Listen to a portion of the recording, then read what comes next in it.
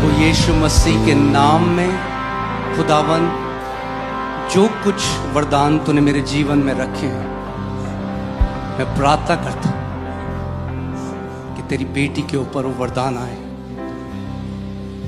तू महान रीति से इस बेटी को इस्तेमाल कर, तो इसके द्वारा लाखों लोगों को बदल देना प्रभु।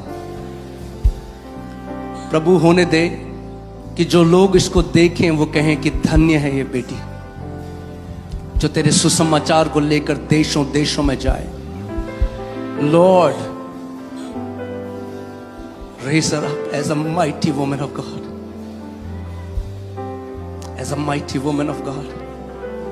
I bless her with all my heart, with all my heart, all my heart, in Jesus' name.